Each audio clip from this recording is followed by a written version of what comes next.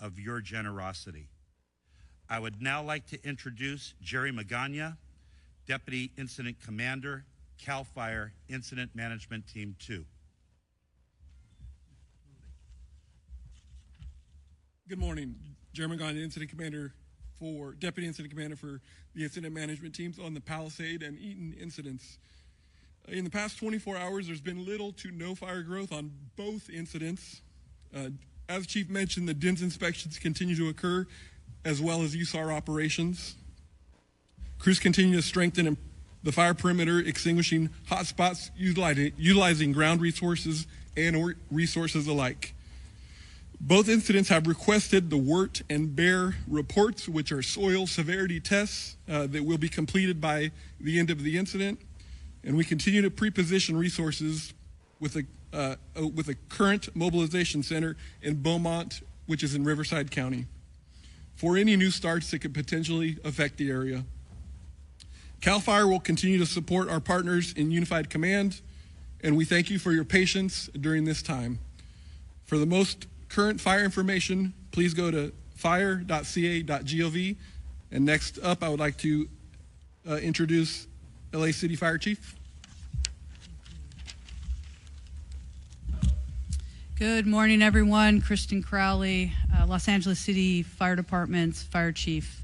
Yesterday, I want to just give everybody a brief update on an additional brush fire that did break out in the Lakeview Terrace area of Los Angeles with structures that were threatened. Firefighters responded and aggressively attacked this fire.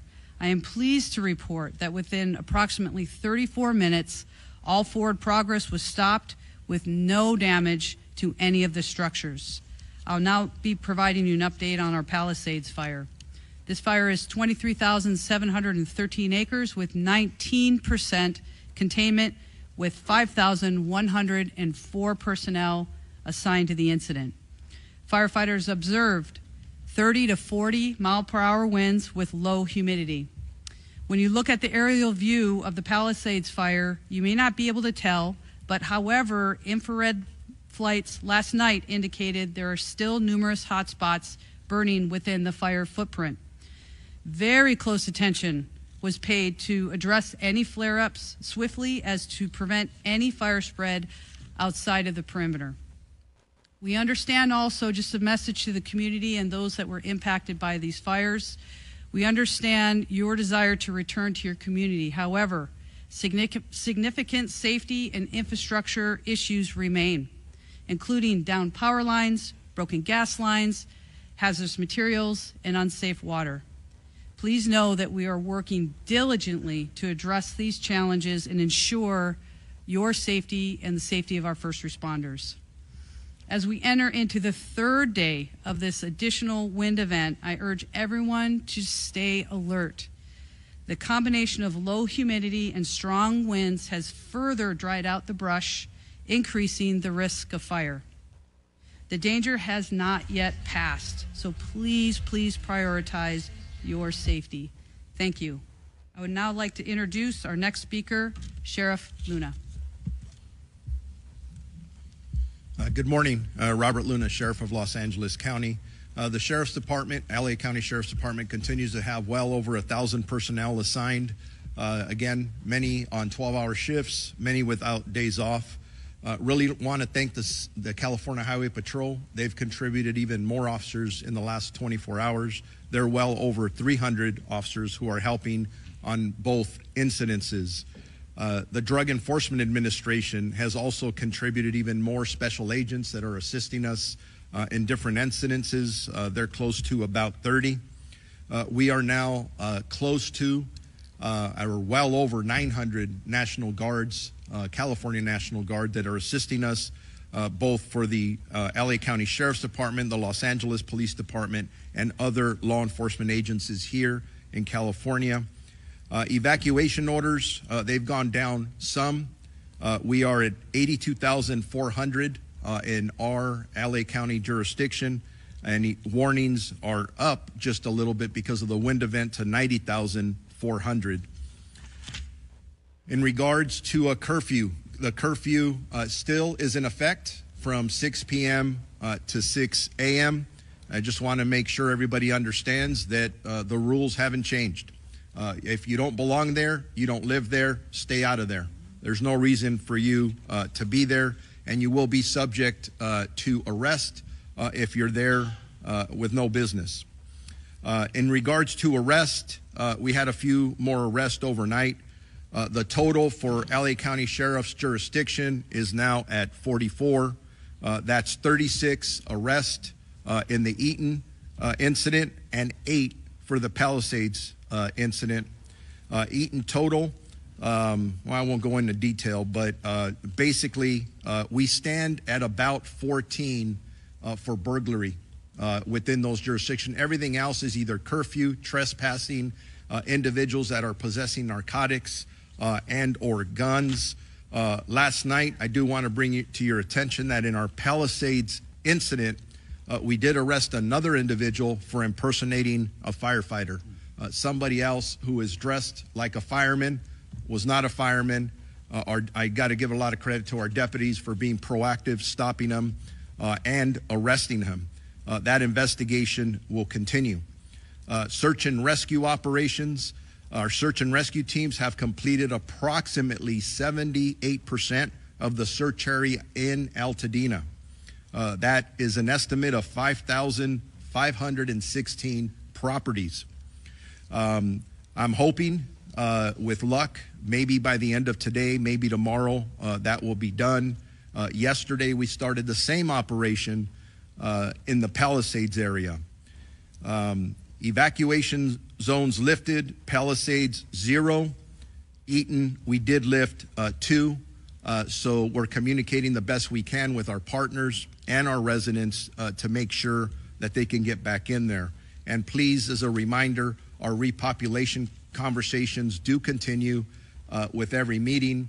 But please remember, just because there isn't a fire, the chiefs have made it very clear that we're still having some challenges with the wind, so we've got to keep a close eye on things.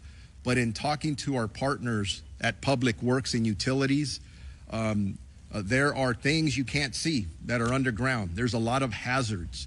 So those are things that are going to have to be evaluated hour by hour, day by day, so that we can make sure that when we start allowing our community members back to their homes, that they are safe. Safety is always absolutely number one. In regards to deaths in the Los Angeles County Sheriff's jurisdiction, we still stand at 21. If you've been following the numbers I've been giving out, they've stayed static for 2 days now, even though the searches continue, at least in the Altadena area. So 21 deaths, bad news, no more deaths so far. That's good news. So I'm praying that that stays together. And then missing persons, that did increase a bit. But I want to know that originally we had 31 missing person reports that were taken. Thank God, 5 of them were found safe. But we still have 26 active missing persons that are reported. 20 in the Eaton area and 6 in the Palisades area. And then as I conclude, if you want any more specific information regarding evacuation orders or warnings, if they're coming or going, road closures, or any other information that you think is important to you and your family, please go to lacounty.gov/emergency. I'd like now to introduce Jim McDonald, the Chief of the Los Angeles Police Department. Thank you, Sheriff. Good morning. Over the last week, you've heard me say that the LAPD remains committed to protecting lives, safeguarding property, and maintaining order in the areas affected by the fire, and that remains the case today. The LAPD remains on tactical alert, and we've dedicated whatever resources are necessary to provide for your safety. LAPD officers are actively patrolling the areas around the clock and protecting your properties like they are our own. Our efforts include enhanced visibility in evacuation zones and neighborhoods where houses and businesses are vacant, deploying marked and unmarked vehicles as well as foot patrols to ensure a strong presence and a swift response to any issues that arise. Our deployment, we understand the frustration and concern many of you are feeling regarding the fire evacuation and the restrictions on returning to your homes. Please know that our officers and National Guard personnel are following the directions of the Unified Command, which is working tirelessly to ensure the safety of everyone involved. We're committed to continuing our discussions with the Unified Command to assess when it will be safe for residents to return. Your safety remains our top priority, and we'll provide updates as soon as it is safe to do so. Thank you for your patience and understanding during these very difficult times. For the upcoming 24-hour period, LAPD will continue to deploy roughly 600 officers to the impacted areas with support from LA Airport Police, Port Police, and the National Guard, who have 200 soldiers assigned to the Palisades incident, and we're very grateful for their support. Excuse me. We're also introducing a team of volunteers from an NGO known as Team Rubicon to assist the public at various checkpoints. These humanitarian aid workers will be available at checkpoints to direct residents to resources and answer questions.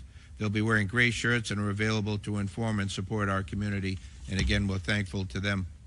On the missing persons front, we continue to dedicate resources to all reports of missing persons. As of this morning, we have 38 people who've been reported missing. 27 of those have been found safe. Of the 11 remaining, 2 most likely have been found deceased, but yet to be positively identified.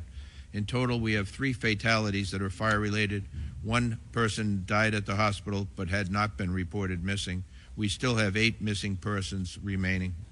Arrests, we have no new fire area-related arrests, and we remain at 14. But we'd like to update all of you on 2 notable arrests that were made on January 14th, just outside the fire zone.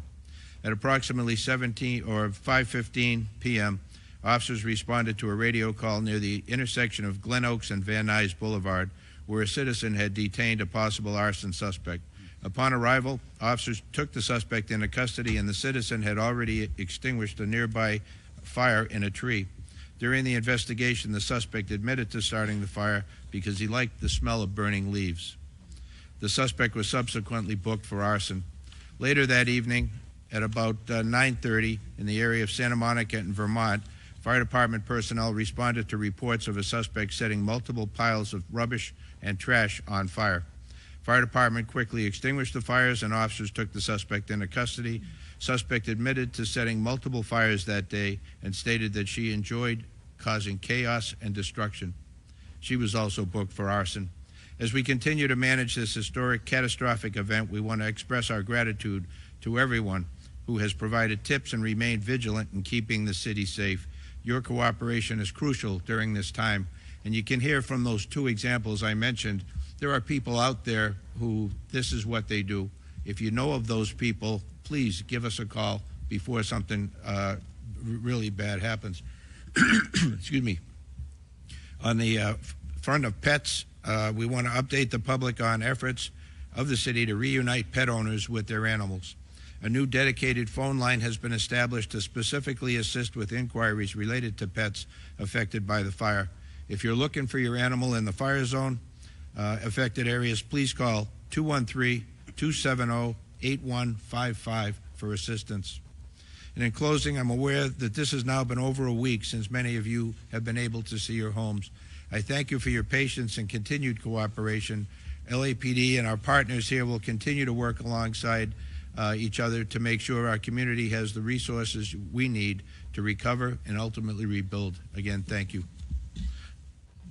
Let me now introduce the Los Angeles District Attorney, Nathan Hochman. Thanks. The work of firefighters, law enforcement has been nothing short of heroic. The over 200,000 people who've had to evacuate, who have cooperated with this, again, it's been incredibly impressive. Yet still there are people out there who have decided that they are going to take advantage of this tragedy, that they're going to exploit this crisis for their own personal benefit. And we have sent this warning, and I'll say it again. The question is not if, but when you will be arrested. You will then be prosecuted, and then you will be punished to the full extent of the law. On Monday, we announced the charging of 10 different individuals, 9 for looting, 1 for arson. Of the 9 individuals, they were involved with both looting in the Palisades fire area as well as the Eaton fire area. They are looking at a minimum, the shortest sentence that anyone charged is looking at is 6 years in prison. 9 years in prison for another individual. We have people who are looking at 22 years in prison and a maximum sentence of life in prison. These are very significant punishments. Justice will be swift. Justice will be significant if you want to take advantage of this tragedy. Following on what Chief McDonald says, we have actually filed charges in 2 additional arson cases. Again, not related to the major fires. There's one that we had charged an individual who set a fire in the City of Industry. He set bushes on fire. He set a pallet on fire. He set the back of a tractor trailer on fire. Those fires were quickly put out. And that individual is looking at 7 years for a maximum prison sentence. Another individual was charged in the city of Irwindale under the I-605 underpass. Again, setting a fire that was quickly put out. That individual is looking at a maximum sentence of 14 years. We have received numerous allegations that we are now following up involving additional looting incidents and price gouging. The price gouging is particularly despicable because these are people who are basically looking at this situation and saying, how can I make the most amount of money from people who are desperately seeking housing, supplies, they're seeking services because they've lost everything. They've lost their houses. And I will tell you that with respect to this price gouging, we have seen people increase their prices for rooms that they are renting, for houses that they are leasing, 100, 200, 300%. Here's my warning. If you're one of these people who have engaged in price gouging, not only do you need to stop it immediately, I would strongly recommend that you go back and fix it. Go back and refund the amount that you have overcharged people. We will certainly take that into consideration in deciding whether or not to charge you. So it's your choice. If you want to actually abide by the law, you could benefit from it right this second. But if we go ahead and find out that you've engaged in price gouging and you've taken no steps to remedy the violation that you have basically enacted, we will go ahead and prosecute you to the full extent of the law. So not only are you going to be looking at criminal penalties, you will be looking at civil penalties, and as importantly, your name will get out there. Your company's name will get out there. You will be publicly shamed. I want to make that crystal clear. So stop it right now. And as the recovery starts up, we again are seeing the financial scams. Over and over, we are seeing scams involving charities, where people who want to donate either money or services to the recovery effort are being targeted by these scammers. My strong message to you is if this happens, please check the organization that you are donating your money to beforehand. Do not donate cash. Do not even donate Bitcoin because it's very hard to track. Only deal with reputable organizations that you can then check out who will get that money to the appropriate people in need. Same thing when it comes to insurance. Be very careful. There are scammers out there who are going to try and make you promises that they can give you certain benefits from insurance that are completely false. Make sure you check out any insurance claims. And government benefits are starting up now. Both the federal government and the state governments are going to be offering people in need significant dollars to get back and recover in their lives. However, these will be ripped off. I will guarantee you there are people who are looking at this to rip them off. Here again is your warning, because I don't want any discussion later on that there is some confusion of what the consequences are. They will be swift and they will be significant. So again, I wish everyone great safety. Please support the firefighters. Please support law enforcement. Stay out of the evacuation zones. They are designed for your safety and to facilitate these putting out of fires and keeping people's houses safe. If you want to go ahead and violate an evacuation area, violate a curfew, you will be held accountable, you will be arrested, and my office will prosecute you. I'd like to now introduce Los Angeles County Public Health Chief Deputy Director, Dr. Anish Mahajan. Good morning. My name is Dr. Nicole Quick. I am the Chief Medical Advisor for the Los Angeles County Department of Public Health. As we continue to deal with the aftermath of fires and residents begin to return to their homes with proper approval from the regulatory agencies, it is important to remain vigilant about air quality. Fire and wind conditions can increase the amount of particulate matter, dust, and ash.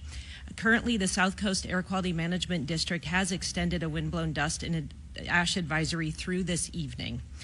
The high winds may displace ash from the Palisades and Eaton fire impact zones. Windblown ash particles may be too large to be picked up by our regular instruments and will not influence the AQI measures that we've pointed folks to look at for air quality. So it's important to look for ash in air and on equipment and on your surroundings to take precautions. To effectively reduce exposure to harmful particles, it is critical to wear appropriate respiratory precautions. This includes N95 and P100 masks. In addition to obtaining the masks, important to wear those correctly. This means over the nose and mouth without gaps and well fitted to your face. For N95 to provide the proper protection, they also must be changed out with regularity and if they become wet or soiled. It is very important to note that cloth masks, dust masks, and bandanas are not adequate protection. While they may provide minimal protection, it is not adequate to keep out those particulate and ash that we are concerned about. Individuals with respiratory conditions, children, and those with pre-existing medical conditions are urged to talk to their healthcare provider before utilizing these respirators. Taking these steps is critical for vulnerable populations, including older adults, children, and those with pre-existing conditions. N95 masks are available for free at LA County libraries and at the local assistance disaster resource centers. Quick note also for those who are struggling with finding their prescriptions, Public Health has begun offering medication assistance at all of the local assistance centers. We have teams there that can work with families and individuals to help them secure medications.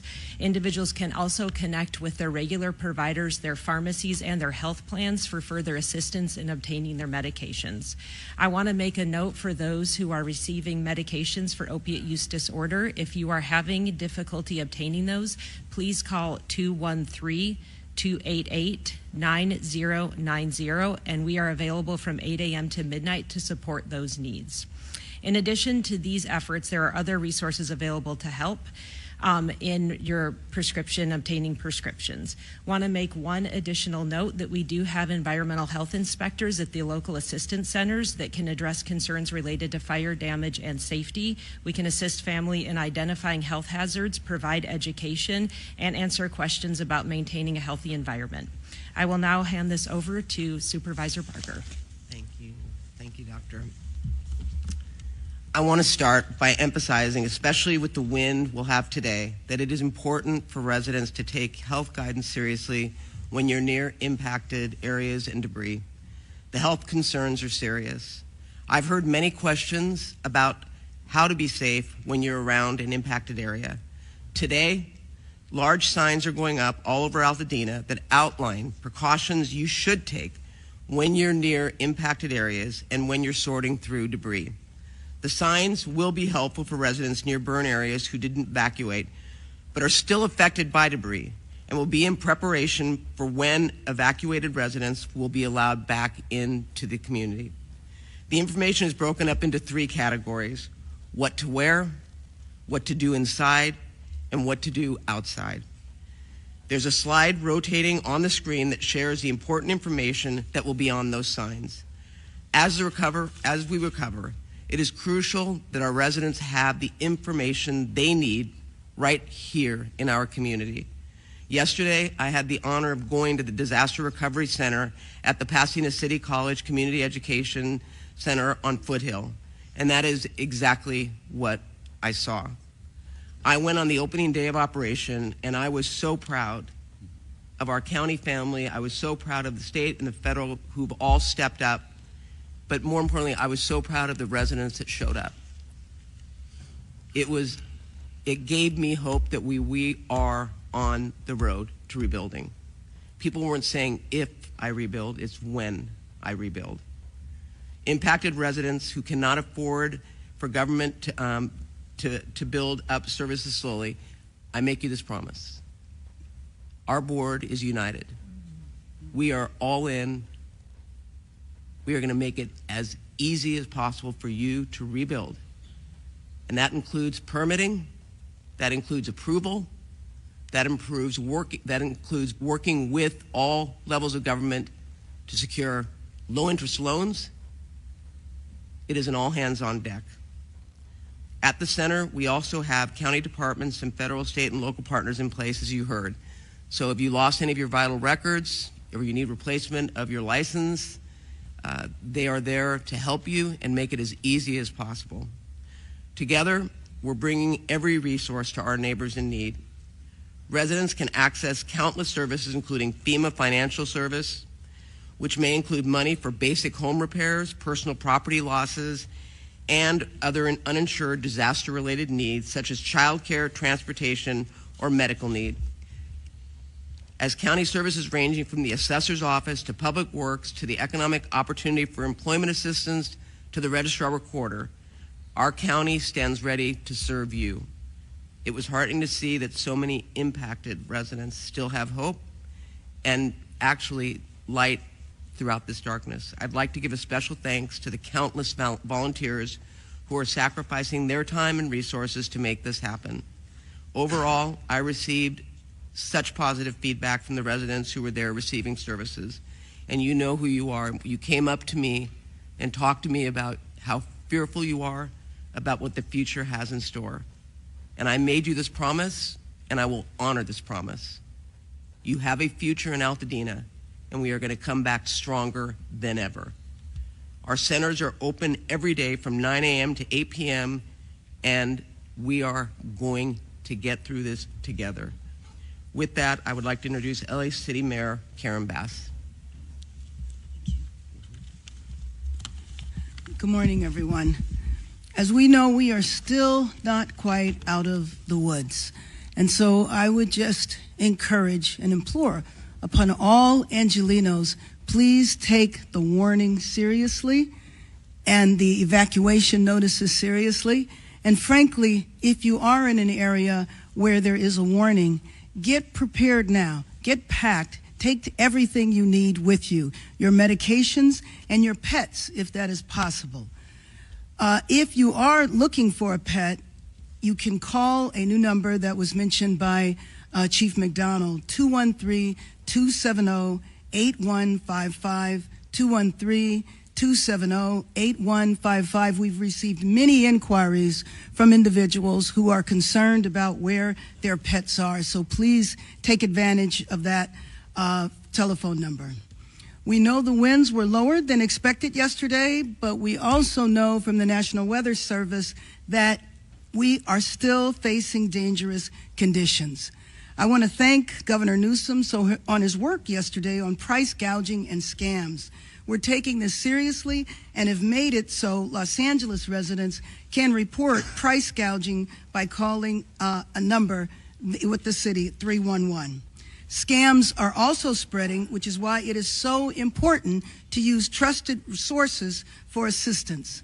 On the positive side, the Disaster Recovery Center in West LA did a soft opening yesterday. It was open just for about 4 hours, and in those 4 hours, over 100 households came. It was encouraging to see the number of people who were there, many of whom travel from disaster to disaster. I met individuals from the SBA who had been in Hawaii. I met other individuals that had been in hurricanes in the South. Department of Motor Vehicles, FEMA, the Employment Development Department. There are a variety of resources there that people could take advantage of. But I do have to tell you, what was the most touching experience was to meet a woman from Pacific Palisades who had lived in Palisades for over 40 years, and she lost her home. She told me that she was staying with her daughter, and I asked her what kind of services she was looking for there. And she said she wasn't looking for services. She was there to volunteer. Having lost her house, she was there to volunteer. To me, this is an example of the spirit of Los Angeles, selfless and resolute, that we will make it through these fires and we will rebuild. When I think of individuals who have lost their homes, it's not just a matter of losing a house. You've lost memories, family, all of the experiences that took place there are gone, and gone unexpectedly, gone rapidly. So at the same time as we prepare to make it through the rest of this emergency, we also have to start putting in place what we need to do to rebuild. And so I mentioned a couple of days ago, I did an executive order to expedite the rebuilding so those individuals will not have to go through the long waits that are usual. But yesterday, this Los Angeles City Council met and passed a number of motions that will assist in that effort. As Supervisor Barger said, we are one city, we stand together. The city and the county will do everything we can to expedite the rebuilding. If you need any resources, you can go to lacity.gov. I also want to thank the generosity of legitimate philanthropy, because there is legitimate philanthropy out there, and I hope people give generously. The California Community Foundations Fund that now has over 20,000 donations, over $18 million, received a significant contribution last evening from Mayor Rex Richardson from Long Beach, and the people of Long Beach contributed $500,000. This is how we will rebuild our city. We will rebuild our city stronger. Thank you. And let me now introduce Supervisor Lindsay Horvath. I want to reiterate the particularly dangerous situation today. Get ready now and be prepared to leave. For our county service and school updates, yesterday our board started the process of a county relief program for victims of all fires. There's more information to follow, and we will continue to act swiftly to support our residents.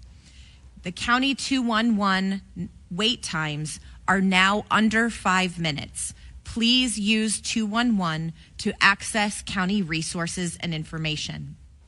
Several more LAUSD schools are open today. Palisades Charter Elementary students should attend Brentwood Science Magnet Elementary. Marquez Charter Elementary students should attend Nora Sterry Elementary. You can call the Department of Animal Care and Control at 562-940-6898 to help with pet reunification. LA County Parks are hosting care camps for young people impacted by the fires. You can register at parks.lacounty.gov/care camps. And there's more information on all recovery efforts throughout the county at recovery.lacounty.gov. Because of the particularly dangerous situation, there may be additional power outages. Please take this opportunity to charge your phones and batteries and to make sure that you are prepared in the event of a power outage. The declaration of emergency countywide has gone into effect and includes illegal price gouging, including on rent and housing options. We cannot raise the price of rent, goods, or services more than 10%. There are both criminal and financial penalties. These are enforced by our district attorney, as you heard. Through the county's declaration of emergency, our county council and our director of consumer and business affairs have the authority to impose civil penalties. And I spoke with our attorney general of the state this morning, who is vigorously investigating cases at his level. We are taking these instances seriously, and there will be consequences. Under our county emergency, we also know that this could include misdemeanor charges. The governor, as you have heard, has also issued a new executive order, and we thank him for his support and leadership. To report price gouging or other predatory practices, you can do so at oag.ca.gov/report, or you can call 800-593-8222.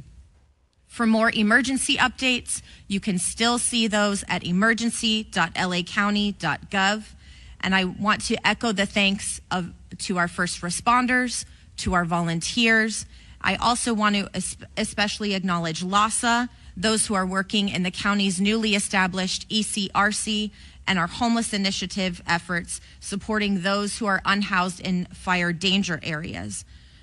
Our ICP has deployed more than 15,000 people throughout Los Angeles County for all of these fires.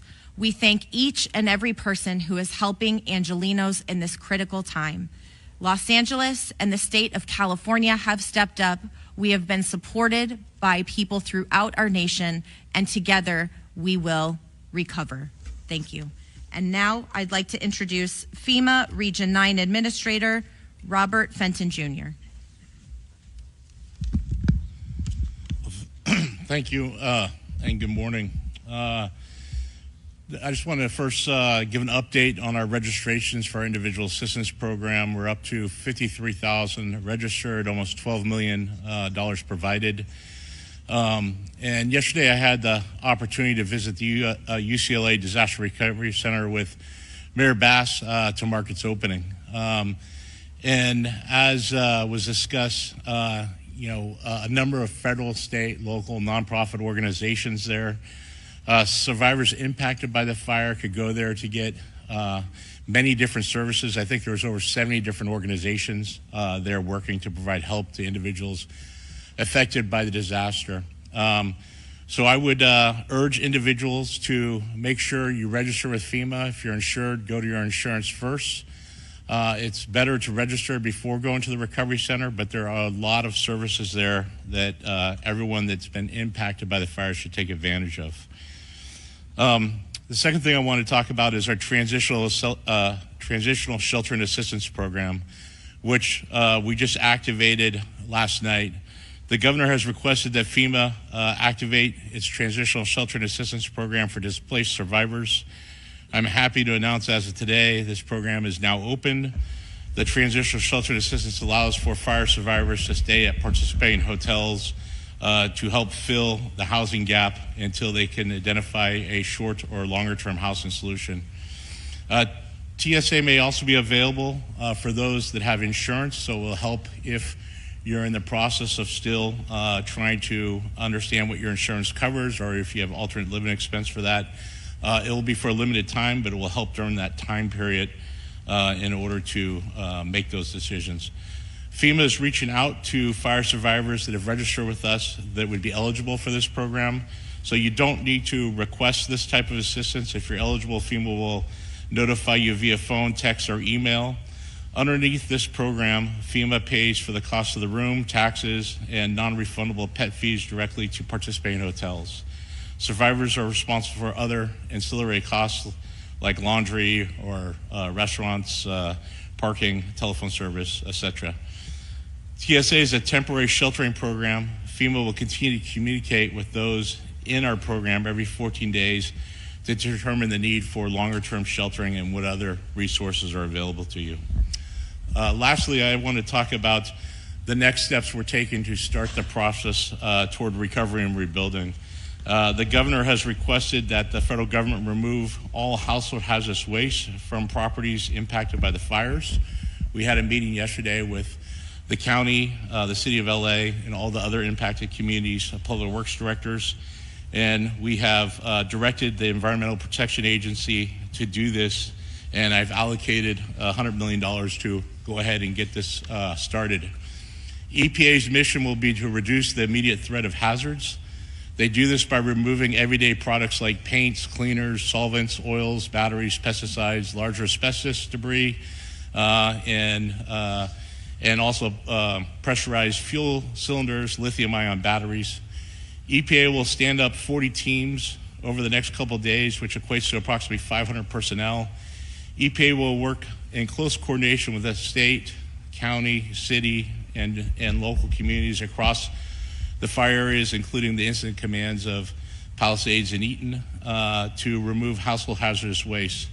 This will be the first step in getting survivors back to their homes and communities by removing those hazards from that area, so that then we can get into greater debris clearing and ultimately rebuilding. Thank you.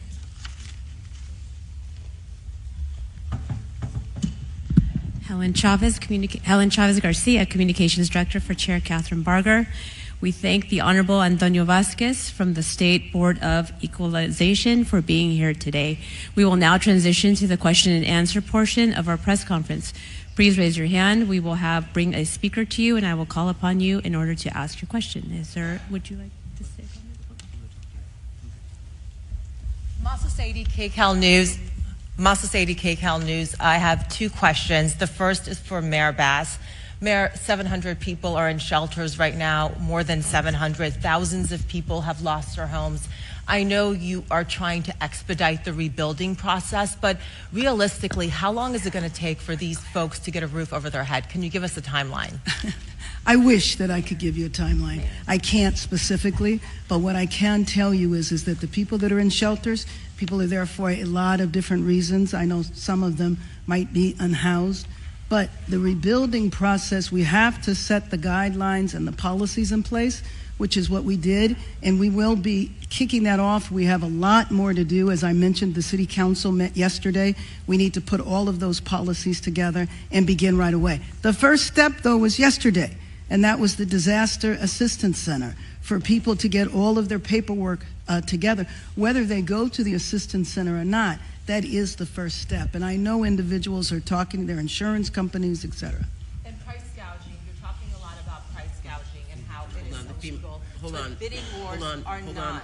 Hold on. The FEMA director wants to respond to you as well.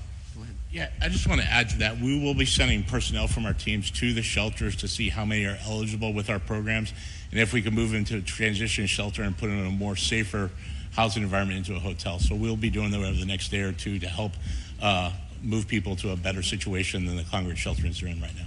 And on the price gouging that we're seeing happening with rentals, again, price gouging is illegal, but bidding wars are not if the tenants are driving that. We're seeing more and more evidence of these bidding wars. Should people here in Los Angeles be bracing for rents to dramatically increase, or is there anything you can do to try to stabilize the market? So here's how bidding wars work. If a landlord or someone who's renting out a particular house or room had an original price before the wildfires and the state of declaration occurred and keeps that original price, but others give him or her additional money to rent, and they take absolutely no action whatsoever to in any way increase that price, then it falls in a gray area. I don't want to say it is 100% legal, but it is a gray area. But if the landlord or the renter or the person renting goes ahead and engages in a discussion amongst different people as to which price they're going to take that is more than 10% ahead, they're engaging in price gouging. So again, what I would strongly, strongly urge anybody who's renting or selling or providing a service is that if you receive more than 10% of the amount that you would have received before these wildfires, you are now entering into the world of price gouging. Your case will get looked at, and if you are found guilty of it, you will be prosecuted. Thank you. We're going to go right over here. Hi, this is Kate Cagle with Spectrum News 1. I have a question for Mayor Bass. What was your involvement in emergency preparation in the decision not to deploy up to 1,000 available firefighters last week, given that the National Weather Service was warning about this life-threatening and destructive windstorm? This is in regarding to the reporting in the Los Angeles Times. I will let Chief Crowley answer that.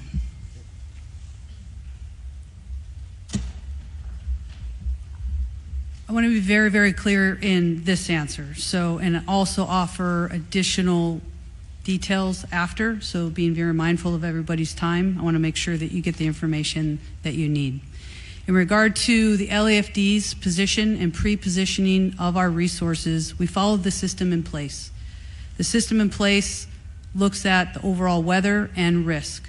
With that, we pre-deployed the resources in very, very calculated ways throughout the city, also not knowing where a fire might start and might not start. I think that's very, very important that everybody understands that. Also, knowing that there was a higher risk than normal in a very high fire, type of a scenario.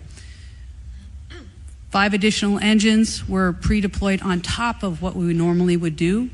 But again, out of respect for everybody here, I'd like to offer very detailed information to share with everybody as to what and how we pre-deployed and what came into the decisions that we made on that day and then following the fire. I'll be available right after, okay? And we're going to have... Mayor Bass, because as mayor of the city, doesn't the buck stop with you as far as emergency preparedness and preparing for the wind event that was forecasted? The buck always stops with me, but I think you received your answer from the chief. Thank you. Last question over here, and then we will transition to one-on-ones to make sure you get your answers. Jonathan Vigliotti with CBS News. My question is, I have one for each of the fire chiefs. And I just want to start off saying the firefighters, the men and women on the front lines, they are heroes. I say that as a resident and a journalist that has witnessed it firsthand. Chief Crowley, with that said, and forgive me, I'm going to be looking down because there's a little bit of a timeline I want to establish. Because just after 6 p.m. last Tuesday night, as winds were reaching their strongest, many neighborhoods, as you know, were already on fire. This all-hands-on-deck alert to off-duty firefighters was issued. Right. You even reached out to local news to ask for help in assisting putting out that call. We did as well. The LA Times, as it's been mentioned, now saying that 1,000 firefighters were on standby. That would have effectively doubled the response. This speaks to chaos and poor planning. You mentioned saying something off camera, but now that you do have this live feed going, you're a straight shooter. Yeah. Can you please tell me directly why the delay to activate when for many hours, neighborhood after neighborhood was on fire, and your firefighters, these heroes, were telling me they felt like they were in the minor leagues? So I want to echo your sentiments first and foremost with our firefighters and first responders that were dispatched and responded to that incident. Heroic efforts. And I can tell you... I'm sorry? Were they let down by your leadership? I will tell you that we followed a system in place, and I will explain my position on this. When it comes to the totality and the risk that can occur in the city of Los Angeles, we do have a system in place. We're very system and process oriented for the right reasons. We follow a system. We did that. We pre-deployed the necessary resources knowing that, or not knowing, I should be very specific, in where a fire might break out in the city. I think it's also very important that media knows, as well as the communities knows, that we are here to protect them, that we do have that capability to surge. You ask about a length of time. We pre-deploy the resources on top of what we normally would do. They went to work. We immediately then utilized all available on-duty, special duty people that aren't normally in the field. They surged. They went and staffed every other available resource at that time. They were pulled in. Another very, very important point that the community and you need to know is that we're talking about these 1,000 engines that we're saying that were unstaffed. Facts. The facts of the matter is those engines, they're pumps, they go behind our trucks. I won't get too detailed in the operations. They're actually staffed with fire department personnel. The reality, and this is very important for everybody to understand, straight shooter right here, is that our firefighters on the truck were immediately pulled in, whether they were staffed with 4 people. I got to be very clear. We had the capability, and we did pull every resource in and around the area. Those firefighters on the truck jump on that additional pump, the truck or the engine that we're talking about, that we're saying we're unstaffed. We are very fortunate as a department to have a resource deployment that we have. I don't think there's any other department in the nation that has the resource deployment model that we have. That happened. Our firefighters jumped on the pumps, our additional 1,000 engines that you're talking about, and they went to work. So we have the system that's built. We followed the system. We surged where we could surge. And in fact, I'll be the first one to stand up and say, yeah, we need help. This was so incredible. We have never seen anything. And to say or to think that the LAFD leadership or whoever we want to point to doesn't care about the communities that we serve, that we don't do everything that we can with the capabilities and the limitations of what we have or don't have. I can tell you and stand before you, we did everything in our capability to surge where we could. We had the flexibility built into the system. With Had you responded sooner, had you activated those reserves sooner, could you have saved more neighborhoods and more lives? I would think fundamentally, as we surged exactly how we did, our firefighters pushed in, they did everything that they could, and it's a what if. Again, I want to also focus on, no, of course there's always lessons learned, I tell you. I am taking this to the highest of high thought processes of how the LAFD and our entire region could do better in the future. And let me be very, very clear. The other piece is what and how quickly we were able to surge, not only with the limited capacity within the fire department. Thank God for our agencies around us. That happened so quickly without delay. With a phone call, we got the resources where we needed to do the greatest good at that time. Thank you. We're gonna go ahead and transition. I'm sorry, we're out of time. Let's go ahead and do our one-on-ones. Please move forward. We can connect you to the speaker that you want to speak to. Thank you for attending today's press conference. When disaster strikes, whether it's fires, floods, or an earthquake, some essentials may become harder to find. Unfortunately, some try to take advantage of these emergencies to profit. All right, Kirk, thank you. The Bridge Fire is now the largest active fire in California. When businesses excessively raise prices during and after an emergency, it may be considered price gouging, a crime in California. When a state or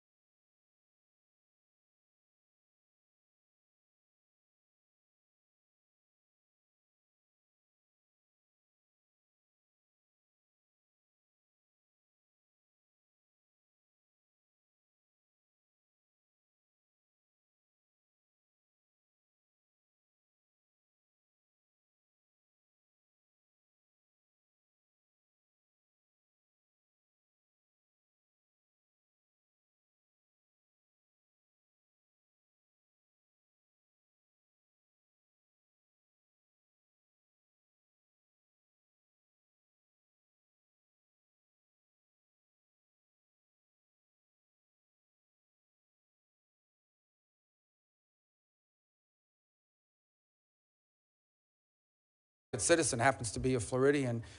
I don't know what, if any, engagement he has in the work that's going on now. I can tell you what I know. Obviously, I'm not in the State Department yet, but I can tell you as an example, the president's envoy to that region, who was charged, Steve Witkoff, who was charged with being an envoy towards reaching an accommodation between the Israelis and the Saudis, has been working cooperatively and together with the Biden administration. And in fact, I dare to say that all involved deserve credit for the ceasefire that the chairman's just announced. But Steve Witkoff's been a critical component of it, and he has been involved in it from day one. I think the broader consideration about whether we want to see a Saudi-Israeli mutual recognition and relationship would be one of the most historic developments in the history of the region for all the factors we've discussed here today. It would be, and one of the impediments to it has been this conflict and the ongoing conflict and the lack of a ceasefire. I also think it's going to be important for the Saudis and others to be participants in post-conflict stabilization efforts in Gaza and beyond. So all I can tell you is that what I've said from the very beginning, from the opening statement, and that is our foreign policy is going to be driven, as the President's made abundantly clear, by whether some action makes America is in the interest of the United States and our national security. And that's what it's going to be driven by, and that's how all these policies should be judged by, and that's certainly the job that I believe I've been tasked with executing on. Well, let me then simply ask you this question. Do you believe that the president should refrain from doing new business deals with Middle East governments during his term in office? Well, my understanding, again, I'm speaking out of turn, but the president doesn't manage that company.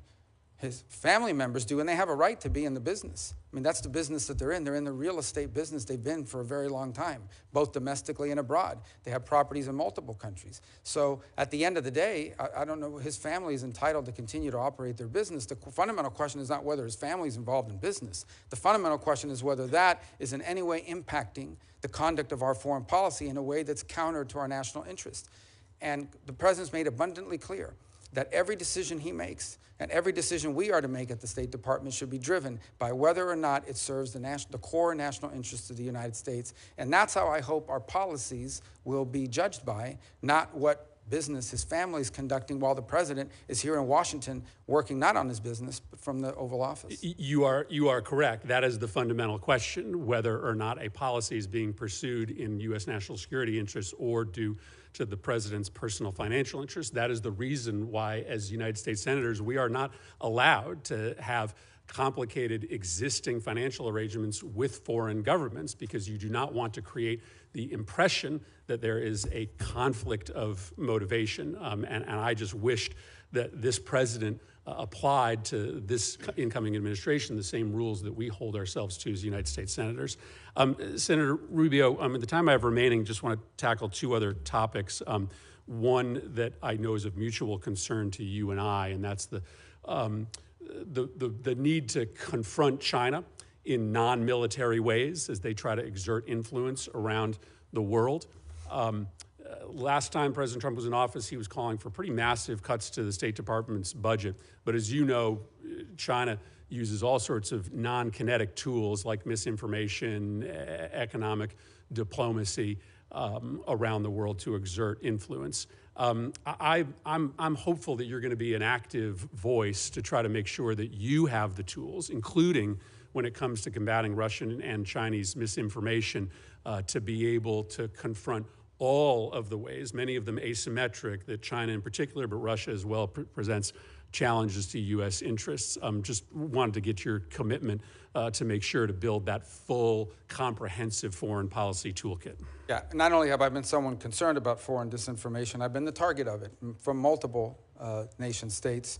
And I've learned over time that the best way to confront disinformation is through a flood of free speech that allows the counterpoints of view to be heard and understood. I think where we get ourselves into trouble, and we've learned this now, and I think multiple U.S. companies are now admitting, is when we get ourselves into a position of determining what's true and what's not, and then using the tools of government to go after that, particularly when it implicates domestic entities. But yes, it is one of the tools that they have in their toolbox. By the way, it's not just disinformation. It's flat out influencing nation states' views of the United States writ large by promoting conspiracy theories internally in other countries that undermine us and that undermine our standing, whether it's in Africa, and increasingly you see it in the Western Hemisphere as well.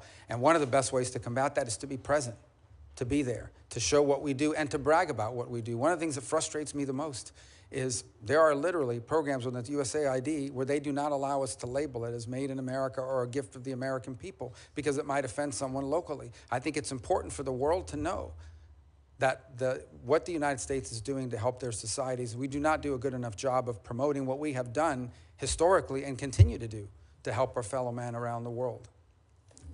Yeah, China is spending $10 billion per year on that propaganda and misinformation operation. They celebrate when budgets get sent up to the Hill that propose big increases in military spending and giant decreases in the kind of tools that are available to you. So I do look forward to working with you to make sure that we've given you that full suite of tools necessary to confront our adversaries. Thank you, Mr. Chairman. Thank you, Senator Murphy. We'll take this break now. I appreciate everyone getting back here in 5 minutes because we've still got a long ways to go. And so with that, we'll be at ease for 5 minutes.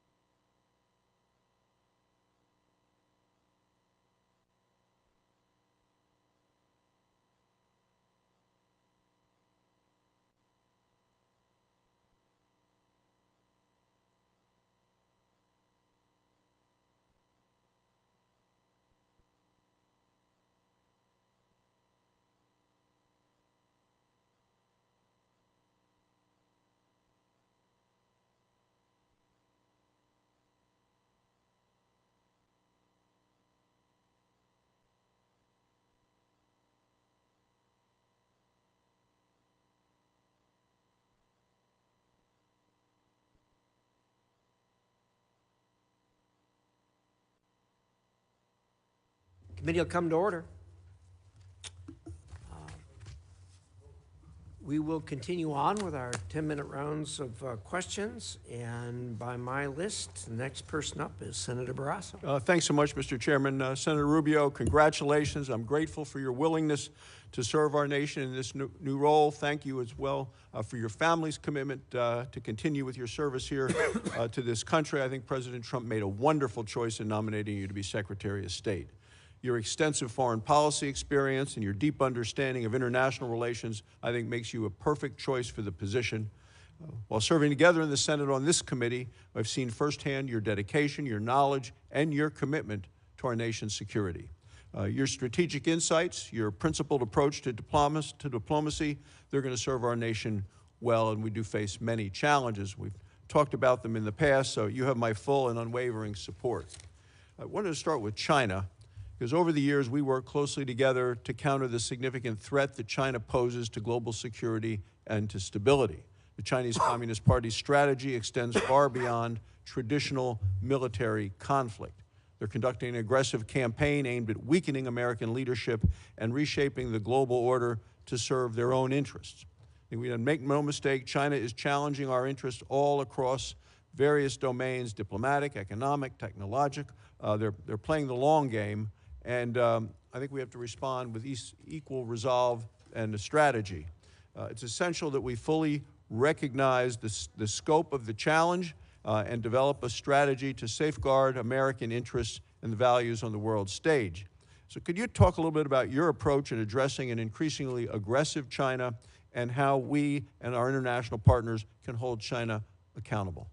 Well, and as I pointed to earlier, it's an important question because I think it's definitional to the century. I really do. I think the 21st century will be defined by what happens between the United States and China. The Chinese have basically concluded that America is sort of a tired great power in decline, that they are on a path over the next 20 or 30 years to naturally supplant us, irrespective of what happens. And I think their preference is to not have any trade and or armed conflict in the interim, because I think they might interrupt what they believe is a natural progression. I don't share that view. I think they have some significant domestic challenges. Nonetheless, I do think what we can't ignore is that at the current road that we're on right now is an unbalanced relationship, and that much of their growth and their progress has come at our expense, not because they outcompeted us, but because they frankly have violated the rules that they've benefited from but have lived by none of its obligations. So I think the first begins with a recognition that China is and will continue to be a rich and powerful country, and we will have to deal with them. It's in the interest of global peace and stability that we have to deal with them. By the same token, we cannot find ourselves in a situation in which we allow them to continue to flaunt the rules in order to undermine us economically and or industrially, nor can we allow them to undermine our alliances and our presence in different parts of the world. For example, I think it is clear that on that path towards what they view as their rightful place as the world's preeminent power, they want to establish preeminence in the Indo-Pacific. And that has historical ramifications or historical underpinnings, because they view these smaller countries as tributary states, that basically all roads lead back to Beijing, and they view that. Unfortunately for them, their neighbors do not view themselves as tributary states. And this is particularly true in places like South Korea, Japan, Australia, New Zealand, but also Vietnam and others, some of whom have historical disagreements with China. So at the core of our strategy has to be twofold. Number one, ensuring that there is a proper geopolitical balance between the United States and China to avoid any sort of conflict that could be deeply destabilizing and worse for the world, but at the same time ensuring that it doesn't come at our expense, that we don't find ourselves in a world in which we are dependent on China, or any foreign power for that matter, for the raw materials that we need, for the ability to make medicine, for the ability to fuel our economy, the ability to feed ourselves or our people. We cannot be a country that becomes dependent on foreign powers, and so much of that involves not simply how we engage in the world, but also what we do here domestically. That is not the responsibility of the Department of State, but it is important for us to point to that much of what's happened with China, and much of what's happening now, is what we are not doing, whether it's through our own industry and the development of our own industries, or access to raw minerals and raw resources that are critical to fueling and or building a modern economy.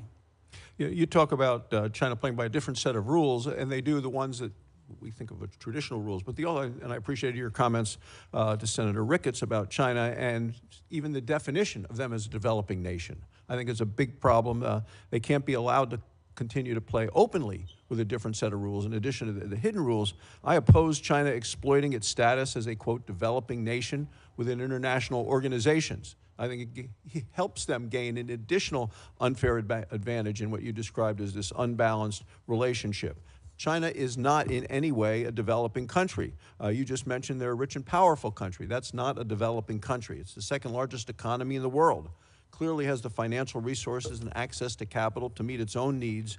So I think we need to end China's preferential treatment and hold it accountable on the global stage. I mean, we see it in the World Bank, we see it in other locations. Are there things that we can do and you can do as Secretary of State to try to eliminate this unfair advantage that they have? It's an open unfair advantage. Yeah, absolutely. I think we need to, first of all, and I mentioned this in my opening statement, we have to acknowledge that many of the global institutions that were created, not just in the post-war era, but the post-Cold War era, have been weaponized against us. And I can use a number of examples. The first is, you think about the Security Council of the United Nations, which was created ostensibly for the purpose of preventing global conflict. Sadly, two of the greatest drivers of instability in the world today hold a veto vote at the Security Council. It's basically rendered the Security Council almost irrelevant.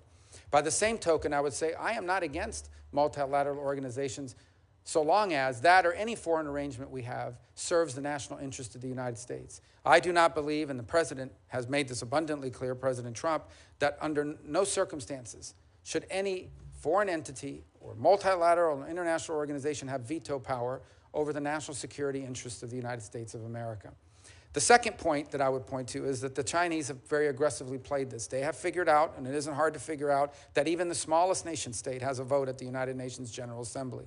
And they have worked hard to not just court, but entrap a handful of votes around the world, and including in our own hemisphere. If you look at the Caribbean Basin, in Grenada and places like that, where they go into these countries, and they don't just provide $1 million or $1 billion to build the stadium, they also give you $5 or $6 million under the table for your family and friends. They do that in place after place. We've seen that practice as well in Africa. So we need to understand that there has to be, in many of these parts of the world, look, we're not bribing anybody. We're not going to do that, and it's certainly illegal for American companies to do it. But it's hard to engage these countries who in many cases have legitimate needs when they say, the Chinese, we prefer to have your stuff. We prefer to have American investment, but you're not offering any. And so we're left with the only alternative, and that is to take the Chinese investment, even though it comes with strong strings attached that include things like debt diplomacy or debt traps and expectations of diplomatic cooperation at these international forums. My final question has to do, because you used the phrase, we need to be able to fuel our economy, and I'll talk a little bit about energy. Look, people who live in poor and developing nations, they want to be able to fuel their economy as well. They need a stable energy source to grow their economy, to improve lives. Many of the countries you've traveled to and I have, we've seen what energy poverty can do to people to make it harder for them. You know, we have an ability to help these countries develop a stable energy supply.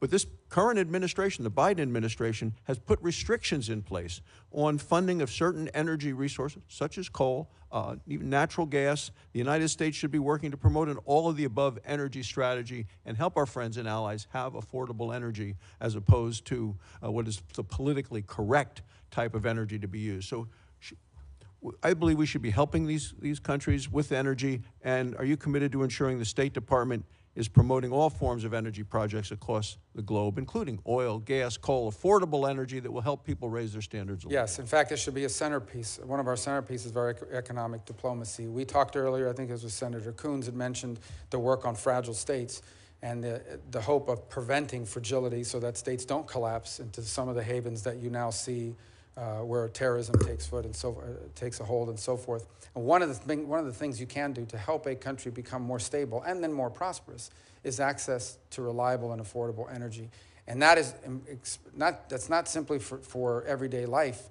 That is critical if you want to build a manufacturing sector. It's going to be especially critical in a world in which all these new technologies like AI are going to require a tremendous amount of power generation that's going to draw upon global energy resources to begin with. So absolutely, it needs to be at the centerpiece, and we'll work very closely with the Energy Department in ensuring that it's a centerpiece of our foreign policy. Thank you, Mr. Chairman. Thank Thank you, Senator Barrasso. And next up, we have Senator Booker. Thank you very much, Mr. Chairman. Marco, Senator Rubio, the president made a great decision in choosing you. I'm happy to see you there. You're a thought leader in foreign policy. I, however, don't think most Americans know how great of a thought leader you are in NCAA, NFL, and high school football. And I'm a little disappointed that you're not going to be the head of the NCAA right now. Not yet.